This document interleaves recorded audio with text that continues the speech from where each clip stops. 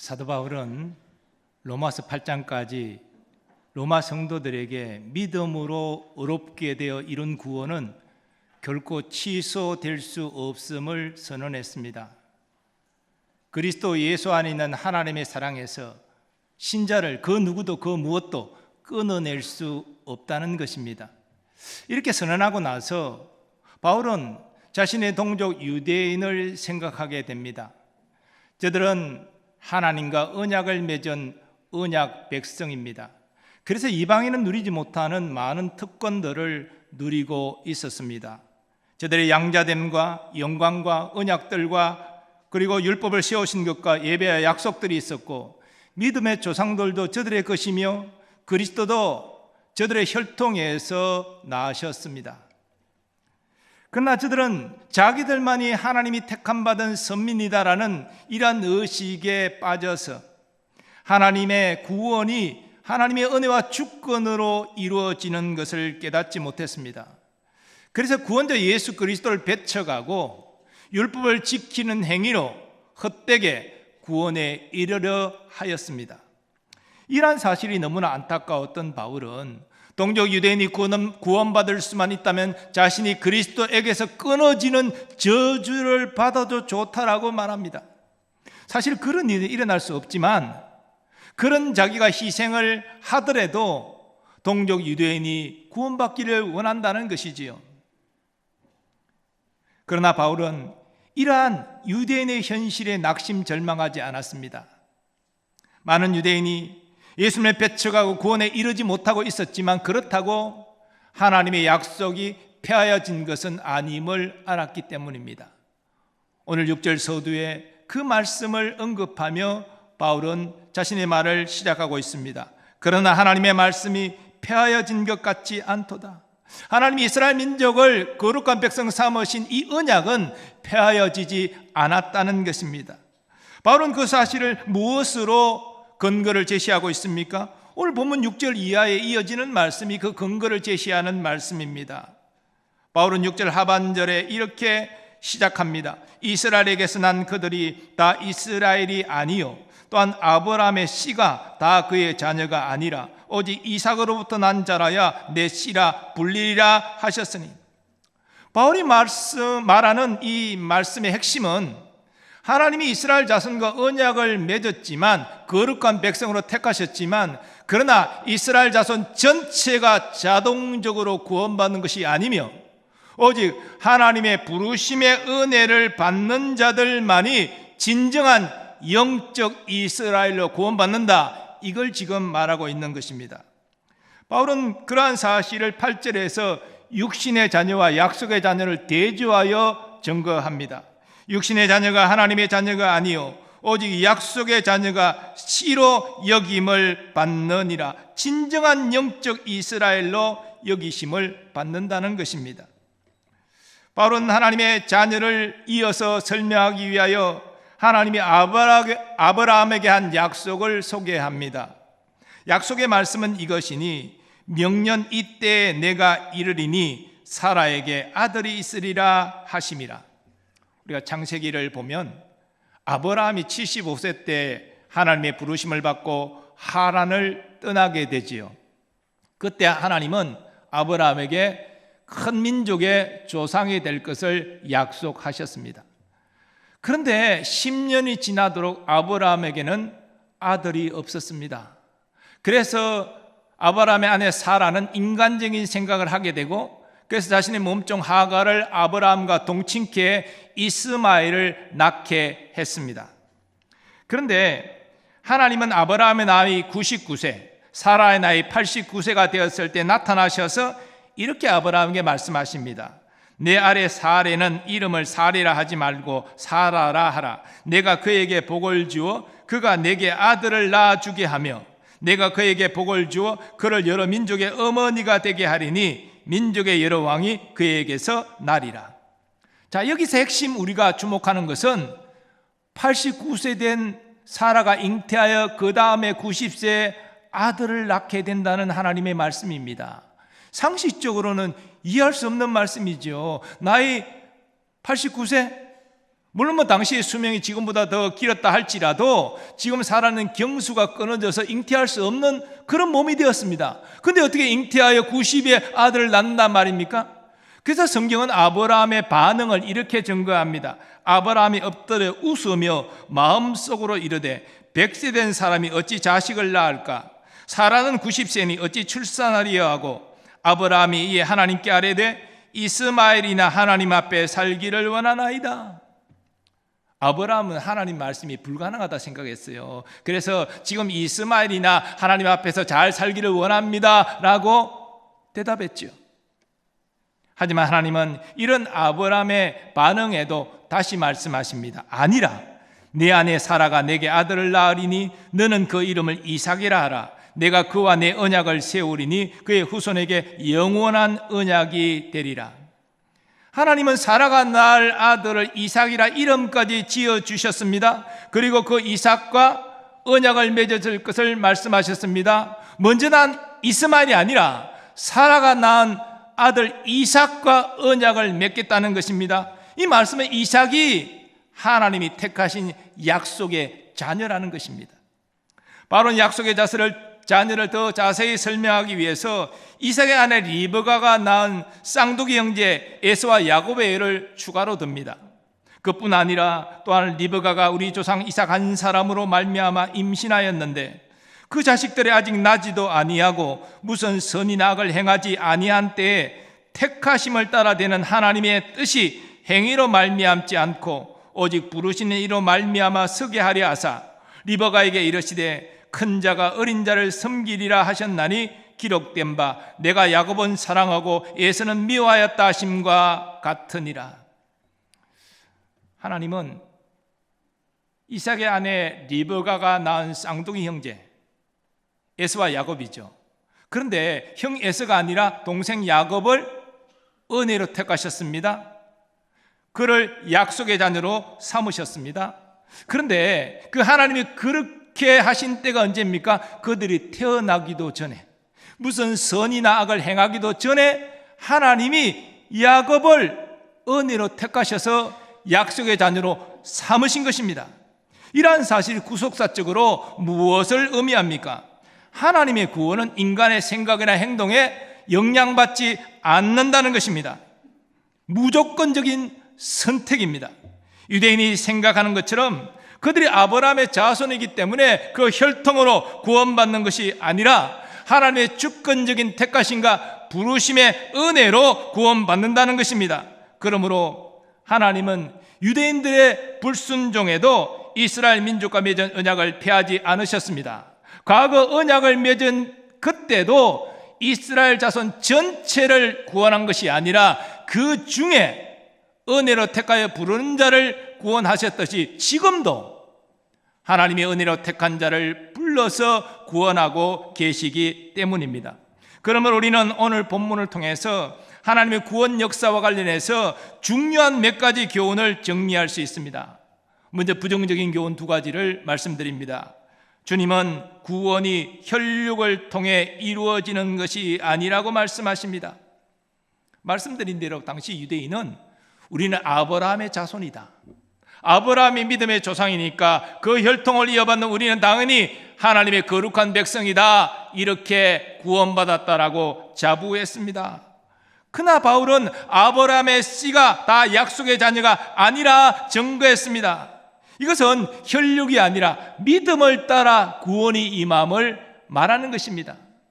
사도 요한도 같은 사실을 그의 복음서에서 증거합니다. 영접하는 자, 곧 그 이름을 믿는 자들에게는 하나님의 자녀가 되는 권세를 주셨으니 이는 혈통으로나 육정으로나 사람의 뜻으로 나지 아니하고 오직 하나님께로부터 난 자들이니라. 영접하는 자는 혈통으로 되는 게 아니에요. 하나님이 은혜 주셔서 되는 것입니다. 이것은 우리에게도 그대로 적용됩니다. 하나님의 구원은 한 민족이나 한 나라나 한 가정이나 이렇게 집단적으로 이루어지는 것이 아닙니다. 우리가 민족 복음화를 위해서 기도하지만 우리 민족 전체가 한 사람도 빠짐없이 구원받는 게 아니에요. 우리가 가정의 복음화를 위해서 기도하지만 내가 기도한다고 자동적으로 우리의 가정이 집단적으로 구원받는 게 아닙니다. 각 사람이 회개하고 예수님을 믿어야 구원받는 것입니다. 그래서 하나님의 구원은 집단적이지 않고 개인적입니다. 어떤 분들은 그런 얘기합니다. 우리 아내가 너무 믿음이 좋아요. 제가 교회를 안 나가고 있지만 저는 우리 아내 믿음 좋은 우리 아내 치맛자락만 붙잡으면 나는 같이 천국 갈 수 있어요. 실제로 이렇게 이야기하는 사람 얘기를 제가 들었어요. 그런데 아무리 부인이 믿음이 좋아도요, 그 치맛자락 붙잡고 구원받는 게 아닙니다. 부인은 부인의 믿음대로 구원받는 것이고 남편은 자신의 믿음으로 구원받는 것입니다. 다른 길이 없어요. 두 번째로 주님은 행위로 구원에 이르지 못한다고 말씀하십니다. 유대인의 선민의식과 더불어서 율법을 가지고 있고 율법을 지키는 열심을 자랑했습니다. 내가 율법에 따라서 기도합니다, 금식합니다, 구제합니다, 11조를 드립니다. 대단하지 않습니까? 나는 경건한 사람으로 하나님의 구원받은 백성입니다. 이렇게 자랑했습니다. 그러나 여러분, 행위로 구원받으려면 하나님의 율법을 100% 평생 지켜야 되는데 그럴 자가 누가 있습니까? 우리만 돌아보더라도 우리는 하루도 지나지 못해서 생각으로, 말로, 행동으로 하나님 말씀을 어기고 불순종하여 죄를 짓는 우리의 연약한 모습 아닙니까? 그런데 일생 하나님의 계명을 100% 완벽하게 지킨다고요? 그럴 수 있는 사람은 아무도 없어요. 행위로 구원받을 자랑 한 사람도 없습니다. 율법은 구원받으라고 하나님이 주신 것이 아니에요. 믿음으로 구원받은 자가 하나님 백성답게 살아가도록 지침으로 우리에게 주신 것입니다. 이것은 오늘날 우리도 마찬가지입니다. 우리는 행위로 구원받지 못합니다. 어떤 분들은 나는 예배 한 번도 빠지지 않고 나는 헌금도 꼬박꼬박하고 교회 봉사도 했어요. 나는 기도 생활 열심히 하고 전도까지 했는데요, 구제활동도 나는 빠지지 않았습니다. 이렇게 자신의 행위를 말하고 있는데 그것은 은혜로 구원받아서 감사함으로 행하는 것이지 구원받기 위해 행하는 것이 아닙니다. 그런 자신의 행위를 구원받을 근거로 내세운다면 천국 문 앞에 가서 우리 주님이 나는 너를 도무지 알지 못한다, 불법을 행하는 자는 나를 떠나가라, 이런 주님의 불호령을 듣게 될 것입니다. 우리는 하나님의 은혜로 우리에게 주신 믿음으로 구원받아서 감사함으로 예배하고 봉헌하고 헌신하고 전도하고 구제하고 이렇게 하는 것이지 구원받기 위해 그렇게 하는 것이 아니라는 것입니다. 그렇다면 구원은 누구에게 임합니까? 주님은 구원이 하나님의 택하심과 부르심을 받는 약속의 자녀에게 임한다고 말씀하십니다. 그런데 이 하나님의 택하심과 부르심의 은혜가 임하는 것은 그 사람의 어떤 자격이나 공로 때문이 아닙니다. 오직 하나님의 주권적인 뜻에 따른 것입니다. 왜 하갈이 먼저 낳은 이스마엘이 아니고 뒤에 낳은 사라가 낳은 이삭이 약속의 자녀가 되는 것입니까? 그게 하나님의 뜻입니다. 왜 리브가가 낳은 쌍둥이 형제, 형이 에서고 동생이 야곱인데, 아니 왜 형이 아니라 동생 야곱이 약속의 자녀로 택함과 부르심을 받는 것입니까? 그것이 하나님의 뜻이기 때문입니다. 그러므로 하나님의 주권적인 뜻이 이삭과 야곱 입장에서는 나는 아무 자격도 없는데, 아무 공로도 없는데, 내가 태어나기도 전에 무슨 선의의 악을 행하기도 전에 이런 일이 이미 하나님 마음속에 있었다는 것은, 이것은 은혜라는 것이죠. 내가 자격이 있기 때문에 내가 약속의 자녀가 된 것이 아니고 나는 아무 자격이 없는데, 그런데 하나님이 나를 택하시고 부르셨다는 것은 이게 은혜가 되는 것이죠. 그런데 성경에 보면 이 하나님께서 그 뜻을 나타내셨음에도 불구하고 이삭은 인간적인 생각에 사로잡혀서 하나님 리브가에게 말씀하셨거든요. 큰 자가 어린 자를 섬기리라. 그 의미가 뭔지 조금만 생각하면 알 수 있지 않습니까? 그런데 장자 에서를 편애했습니다. 그리고 이 장자에게 장자의 축복을 다 주려고 했습니다. 그래서 리브가가 야곱과 짜고 이삭을 속여 장자의 축복을 대신 받는 사건이 일어나게 된 것이지요. 그러나 본래 하나님의 택하심은 에서가 아니라 야곱에게 있었습니다. 이삭은 그것을 거슬려 했지만, 인간적인 생각으로 거슬려 했지만 결국 하나님은 에서가 아니라 야곱에게 약속의 자녀의 은혜를 베푸신 것입니다. 하나님의 주권적인 은혜는 심지어 인간의 패역함과 인간의 죄악됨에도 불구하고 임하게 됩니다. 북이스라엘의 우상 숭배로 횡행했을 때 엘리야 선지자는 바알 아세라 선지자가 싸워 승리하고 하나님께 영광을 돌렸습니다. 그런데 이세벨 왕후가 엘리야를 죽이려 했기 때문에 사람을 보내어 찾고 있었기 때문에 도망갈 수밖에 없었습니다. 그래서 엘리야는 하나님의 삽 호렙까지 도망가 한탄하며 이렇게 하나님께 하소연합니다. 내가 만군의 하나님 여호와께 열심히 유별하오니 이는 이스라엘 자손이 주의 언약을 버리고 주의 제단을 헐며 칼로 주의 선지자를 죽였음이오며 오직 나만 남았거늘 그들이 내 생명을 찾아 빼앗으려 하나이다. 저 패역한 북이스라엘의 하나님을 섬기는 사람은 다 죽임을 당했습니다. 이제 나 혼자 남았는데 나도 죽이려고 사람들이 찾고 있습니다. 이런 한탄이죠. 그때 하나님께서 말씀하십니다. 그러나 내가 이스라엘 가운데 7,000명을 남기리니 다 바알에게 무릎을 꿇지 아니하고 다 바알에게 입맞추지 아니한 자니라. 하나님의 택하심과 부르심의 은혜를 입은 약속의 자녀가 엘리야 한 사람이 아니라는 것입니다. 물론 이 7,000명, 이게 상징적인 숫자라고 주장할 수도 있지만 어쨌든 중요한 것은 상징적인 숫자이든 문자적인 숫자이든 그 우상 숭배가 행하는 북이스라엘에 바알에게 무릎을 꿇지 않고 하나님을 여전히 섬기는 하나님의 사람들이 있었다는 것이지요. 그런 우상 숭배의 분위기 속에서도 은혜로 택하여 부르시는 약속의 자녀들이 존재했다는 것입니다. 그 누구도 그 무엇도 하나님의 주권적인 택하심과 부르심의 은혜를 막을 수 없다는 거예요. 지금 한국교회가 어려워지고 여러 가지 침체의 모습을 보이고 있지만 저는 오늘 이 말씀을 소망을 품습니다. 어떤 영적인 어둠이 찾아와도 하나님은 택하심과 부르심의 은혜를 멈추지 않는다. 그 가운데 약속의 자녀를 세우셔서 다시 부흥의 불길을 일으키신다. 이 사실을 우리는 말씀을 통하여 확인할 수 있게 되는 것입니다. 자, 그렇다면 하나님이 택하시고 부르시는 약속의 자녀는 어떤 사람입니까? 믿음의 증거를 가진 사람입니다. 구약시대나 신약시대나 이 사실은 동일합니다. 믿음의 증거를 가진 자가 약속의 자녀고 구원받은 하나님의 자녀입니다. 그런데 구약시대는 예수 그리스도가 구체적으로 증거되지 않고 예표로서 모형으로서만 증거되지 않았습니까? 그래서 구약시대의 믿음은 여호와 하나님을 경외하고 그 말씀에 순종하는 것으로 나타납니다. 성경은 그런 자가 복되고 형통할 것이라고 증거하죠. 여호와를 경외하며 그의 길을 걷는 자마다 복이 있도다. 내가 내 손이 수고한 대로 먹을 것이라. 내가 복되고 형통하리로다. 이스라엘 자손이 여호와와 언약을 맺었기 때문에 구원받는 것이 아니라 그 언약의 빛 아래에서 여호와를 경외하고 그의 말씀에 순종하는 믿음을 보여야 구원받는다는 것입니다. 언약 때문에 그 혈통으로 자동적으로 후손이 구원받는 것이 아니고 언약 때문에 더 하나님 가까이 있는 건 사실이죠. 율법을 통해 하나님이 어떤 분이신지를 나타내셨으니까 이방인보다 훨씬 하나님께 가까이 있는 건 사실이죠. 하지만 믿음이 없다면 언약 백성도 구원받지 못한다는 것입니다. 신약시대도 마찬가지입니다. 신약시대는 예수 그리스도가 이 땅에 오셨고 구원의 역사를 이루셨기 때문에 그것이 복음서에 잘 기록되어 있기 때문에 이제 이 믿음이라는 것은 하나님을 경외하는 것만이 아니고 예수 그리스도를 구주로 믿는 것까지 더해져야 되겠죠.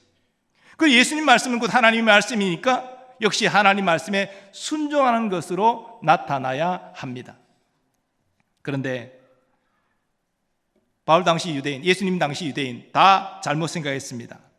자신들은 아브라함의 후손이기 때문에 하나님이 택한 거룩한 백성, 선민이기 때문에 당연히 구원받는다. 그렇게 생각했습니다. 또 저들은 율법을 지키는 열심 때문에 내가 의로운 자가 아니냐, 그 상대적인 의로움을 절대적인 의로움으로 착각하고 구원받은 백성으로 자부했습니다. 그러나 하나님을 경외하는 믿음이었고 하나님 어리신 구원자 예수 그리스도를 영접하지 아니하고 단순히 아브라함의 후손이라고 율법을 지키는 열심 때문에 구원에 이를 수는 없는 것입니다. 그래서 예수님은 바리새인 서기관들의 율법에 대한 열심을 외식이라고 책망하시며 이렇게 말씀하셨습니다. 이르시되 이사야가 너희 외식하는 자에 대하여 잘 예언하였도다. 기록하였으되 이 백성이 입술로는 나를 공경하되 마음은 내게서 멀도다. 사람의 계명으로 교훈을 삼아 가르치니 나를 헛되이 경배하는도다 하였느니라. 유대인들이 하나님을 경배하는 외적인 모습은 있었어요. 제사 드리고 율법에 따라서 지킬 것 지키고, 그런데 그 마음은 하나님께 멀도다. 헛되이 나를 경배하는도다. 이 말의 말씀의 핵심이 뭡니까?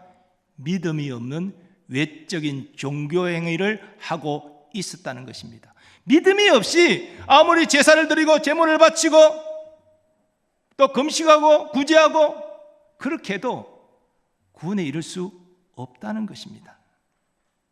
그러므로 우리는 분명히 알아야 됩니다. 행위가 아니라 믿음이 먼저입니다. 오직 의인은 믿음으로 말미암아 살리라. 우리는 하나님이 주신, 은혜로 주신 믿음으로 의롭게 되고 죄사함 받고 하나님의 자녀가 되는 것입니다. 그러나 또 분명히 알아야 될 한 가지 사실이 있습니다. 참 믿음은 반드시 말씀에 순종하는 행위를 동반한다는 것입니다. 이것이 성경의 균형 잡힌 가르침입니다. 그래서 우리는 바울 사도의 말과 야고보 장로의 말을 함께 경청해야 됩니다. 먼저 바울의 말입니다. 사람이 의롭게 되는 것은 율법의 행위로 말미암음이 아니요 오직 예수 그리스도를 믿음으로 말미암는 줄 알므로 우리도 그리스도 예수를 믿나니 이는 우리가 행위의 율법의 행위로서가 아니고 그리스도를 믿음으로써 의롭다함을 얻으려 함이라. 율법의 행위로서는 의롭다함을 얻을 육체가 없느니라. 그리고 야고보 장로가 또 말합니다. 내 형제들아, 만일 사람이 믿음이 있노라 하고 행함이 없으면 무슨 유익이 있으리요? 그 믿음이 능히 자기를 구원하겠느냐? 만일 형제나 자매가 헐벗고 일용할 양식이 없는데 너희 중에 누구든지 그에게 이르되 평안히 가라, 덥게 하라, 배부르게 하라 하며 그 몸에 쓸 것을 주지 아니하면 무슨 유익이 있으리요? 이와 같이 행함이 없는 믿음은 그 자체가 죽은 것이라. 우리는 율법을 지키는 행위로 구원받지 않습니다. 예수 그리스도를 믿음으로 구원받습니다. 그러나 그 구원의 믿음은 반드시 하나님의 말씀에 순종하는 행위로 나타난다는 사실을 기억하시기 바랍니다. 사랑하는 여러분, 오늘 말씀을 우리에게 적용하는 시간을 갖기를 원합니다. 우리에게 이렇게 질문해 보면 좋겠습니다. 나는 과연 하나님이 택하시고 부르신 약속의 자녀입니까? 나는 하나님의 은혜로 택함받고 부름받은 약속의 자녀입니까? 구원파 이단들은 약속의 자녀가 되려면 네가 언제 성령으로 거듭나고 어디서 거듭난지 정확히 알아야 된다. 알지 못하면 가짜다. 이렇게 주장하지만 그건 헛된 주장입니다. 언제 내가 성령으로 거듭났는지 어느 장소인지 몰라도 괜찮습니다. 중요한 핵심은 내게 믿음이 있고 그 믿음의 증거인 행위가 동반되고 있는지를 확인하는 것입니다. 먼저 여러분에게 묻습니다. 여러분은 하나님이 여러분을 진실로 사랑하심을 믿습니까? 여러분은 하나님의 독생자가 이 땅에 와서 여러분의 구원을 위하여 율법에 복종하시고 여러분의 모든 죄를 짊어지고 십자가에서 여러분이 받아야 될 저주와 심판을 대신받아 죽으시고 부활하신 것을 믿습니까? 여러분은 그 은혜와 사랑의 빚진 자로서 하나님 말씀에 순종하며 살려고 노력하고 계십니까? 여러분의 연약함으로 범죄했을 때 회개하고 다시는 그와 같은 죄를 반복하지 않기 위하여 힘쓰고 계십니까? 여러분에게는 하나님이 그리스도 안에서 약속하신 영생, 천국과 부활의 소망이 분명히 있습니까? 이 질문에 아멘이라고 말한다면 여러분 믿음이 있는 거예요. 여러분 하나님의 은혜로 택함과 부르심을 받은 약속의 자녀입니다. 그 누구도 그 무엇도 여러분을 그리스도의 사랑에서 끊어낼 수 없습니다. 약속의 자녀이기 때문이죠. 하나님이 지키시고 보호하시고 인도하시기 때문이죠. 그러므로 이 믿음의 증거를 통해서 하나님께 감사와 영광을 돌리는 여러분 되시기 바랍니다. 하나님 우리에게 머리에 너는 약속의 자녀라 이렇게 딱 낙인을 찍어주시면 쉽게 좀 분별이 되겠는데 하나님 그렇게 하지 않으세요. 우리 마음속에 믿음의 증거를 주셨습니다. 그래서 우리가 믿음을 가진 자인지 살피는 것이 바로 중요한 것이죠. 이 믿음이 분명한 자. 제가 완벽을 말하는 게 아니에요. 제가 말씀드렸죠. 하나님이 나를 사랑하심을 믿느냐? 예수님이 나를 위하여 죽으시고 부활하신 것을 믿느냐? 그리고 그 은혜와 사랑의 빚진 자로서 말씀에 순종하는 우리의 노력이 있는가? 죄를 지었을 때는 회개하고 또 같은 죄를 지어 하나님께 영광 가리는 일 하지 않도록 노력하고 천국과 영생에 대한 소망을 분명히 가지고 살아가는 것, 이게 우리의 믿음 아닙니까? 이 믿음을 가진 자는 약속의 자녀입니다. 하나님의 은혜로 우리를 택하여 부르셨습니다. 하나님이 하셨는데 누가 이것을 빼앗아갈 수 있겠습니까? 누가 취소시킬 수 있겠습니까? 그럴 리가 없는 것이죠. 그런데 우리는 하나님과 예수님께 감사 영광 돌리면서 이제는 주의 영광을 위하여 살겠습니다 결단하고 나아가는 것입니다. 우리를, 아무 자격 없는 우리를 은혜로 택하여 부르신 하나님, 그리고 우리에게 영원한 영광의 천국을 들어가게 하신 이 은혜 하나님께 감사와 찬양과 영광을 돌리면서 이제 하나님의 자녀답게 거룩함으로 또 예수 그리스도를 증거함으로 살아가는 우리 모두 되기를 간절히 소망합니다. 이제 받은 말씀을 생각하면서 우리 결단의 찬양 나아가기를 원합니다. 크고 놀라운 사랑, 하늘 보자 버리신 주, 그는 실로 왕이셨지만 영광 버리고 이 땅에 오셨네. 그 크고 위대하신 사랑을 믿음으로 고백하고 찬양하겠습니다.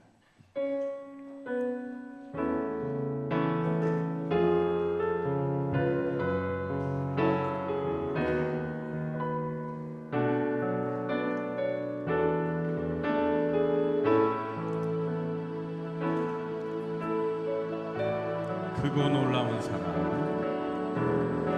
크고 놀라운 사랑, 하늘 보자 버리신 주,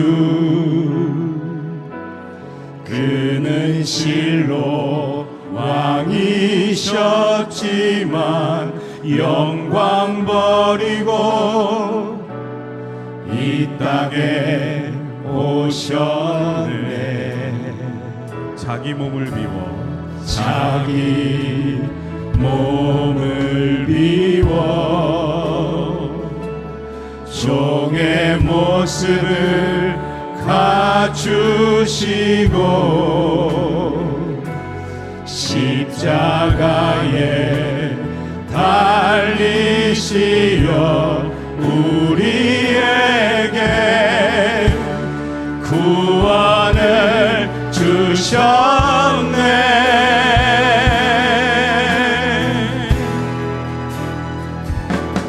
증량할 수 없는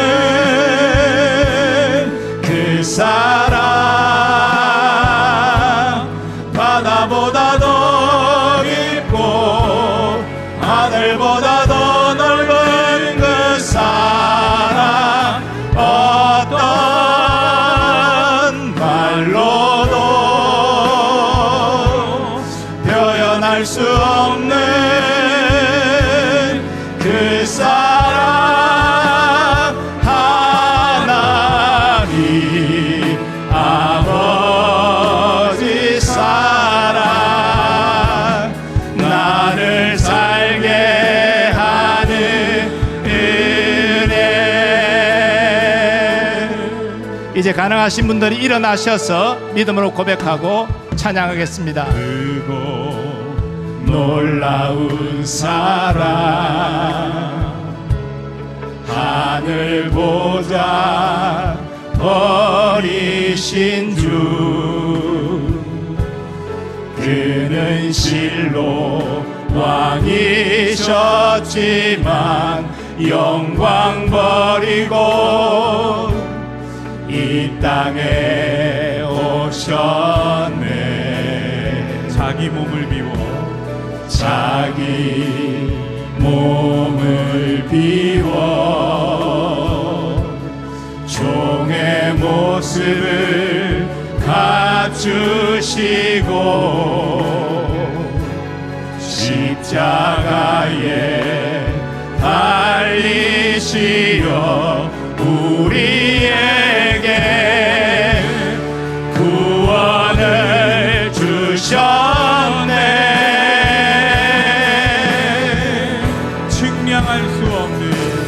증명할 수 없는 그 사랑, 바다보다 더 깊고 하늘보다 더 넓은 그 사랑, 어떤 말로도 표현할 수 없는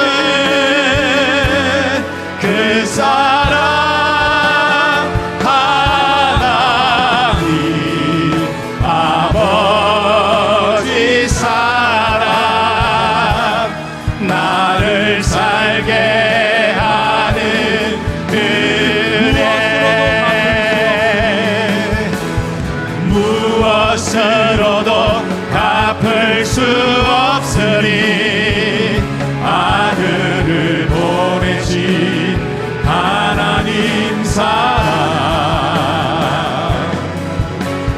나의 모든 삶, 내 생명마저 오직 주만 위해 살리라.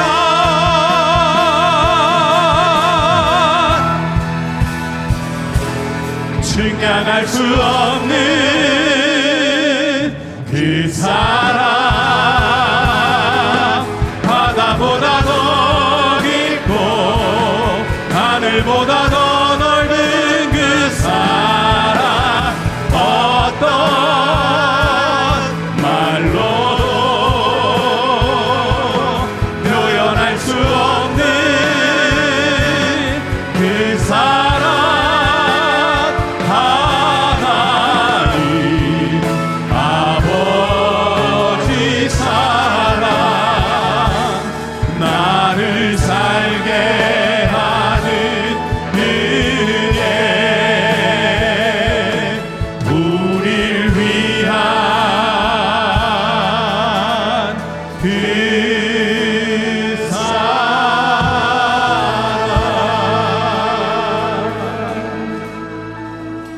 우리 받은 말씀 의지하여 함께 기도하기를 원합니다. 아무 자격과 공로가 없는 우리를 택하여 부르신 하나님의 주권적인 은혜, 이를 통하여 약속의 자녀, 하나님의 사랑하시는 아들, 딸이 되었습니다. 그 누구도 그 무엇도 그리스도 안에 있는 하나님의 사랑에서 우리를 끊어낼 수 없습니다. 하나님 우리를 사랑하시고 우리의 영원히 함께 하시고 우리에게 천국과 부활은 보장되었습니다. 이 구원에 감격하여 감사하면서 이제는 주의 영광을 위하여 살리라 결단하는 여러분 되시기 바랍니다. 말씀에 순종하는 거룩함으로, 주 예수 그리스도를 증거함으로 하나님의 영광을 나타내는 자로 살겠습니다. 결단하며 기도하겠습니다. 주여,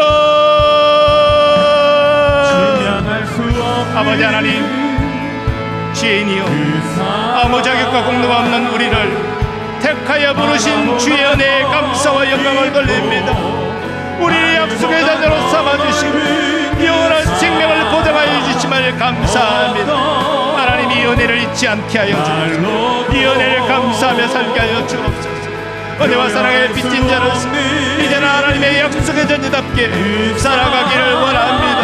말씀에 순종하는 증거를 나타내게 하여 주옵소서. 우리의 삶에 주님의 모습을 닮은 거룩함으로 하나님께 영광 돌리게 하여 주옵소서. 이웃을 사랑하여 섬기면서 예수 그리스도 증거하여 하나님께 영광 돌리게 하여 주옵소서. 이러한 인생이 복된 인생이요, 이러한 인생이 형통한 인생임을 믿습니다. 오 주여, 오늘 우리를 택하여 부르신 아버지 하나님 감사합니다. 나와 함께 하시고 나의 길을 인도하여 주셔서 헛된 길이 아니라 주의 영광을 위하여 살아가는 우리가 되게 하여 주시옵소서. 우리 찬양의 고백처럼 오직 주의 영광을 위해서 살아가는 하나님의 백성들 다 되게 하여 주시옵소서. 오 감사합니다. 오 삶의 가운데 살게 하여 주시옵소서.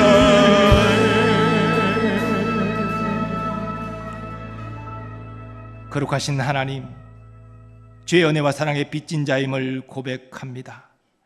일생 그 은혜와 사랑에 감사하며 살게 하시고 이제는 약속의 자녀답게 주의 말씀에 순종함으로 주의 영광을 위하여 살게 하여 주옵소서.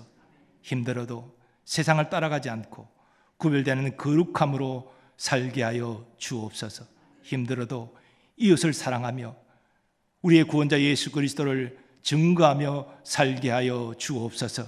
이러한 인생이 복되고 형통한 인생이라고 말씀하셨사오니 나와 함께 하시는 주님을 날마다 경험하는 성령 안에서 의와 평강과 희락을 경험하는 하나님 나라 백성으로 살게 하여 주옵소서. 우리의 약함을 주님께 이 시간 아뢰입니다. 육신의 질고로 투병하는 이들 주여 긍휼히 여겨주셔서 이 시간 취하는 손으로 안수하여 주셔서 그 병마를 고쳐 건강하게 회복하여 주시옵소서. 마음의 깊은 상처도 주님은 아시지요. 오셔서 싸며 우리의 상처를 치유하여 주옵소서. 때로 영적인 침체가 찾아올 수 있습니다.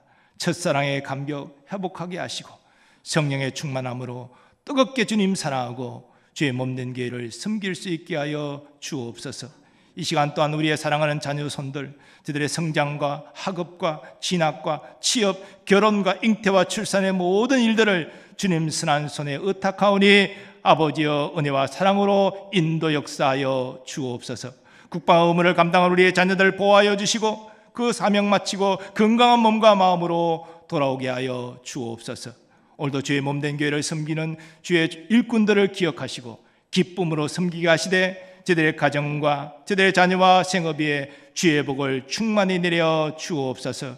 선교사님들과 그 가족들을 보호하여 주시고 어떤 어려운 상황 속에서도 복음의 능력, 성령의 능력 의지하여 귀한 복음 사명 감당케 하여 주옵소서. 우리나라 우리 민족이 여호와를 경외하는 나라와 민족 되기를 소망합니다. 또한 하나님께서 세우신 위정자들이 국민을 두려워하며 국민을 위하여 헌신함으로 우리 대한민국이 공평과 정의가 하수와 채나는 나라 되게 하여 주옵소서. 남북의 평화복음 통일을 속히 이루어 주셔서 이산 가족의 눈물 주님 씻어주시고 그 눈물이 웃음으로 바뀌게 하여 주옵소서. 그리하여 남북의 성도들이 함께 하나님께 예배하고 땅끝까지 주의 복음 전하는 위대한 선교 민족으로 쓰임받게 하여 주옵소서.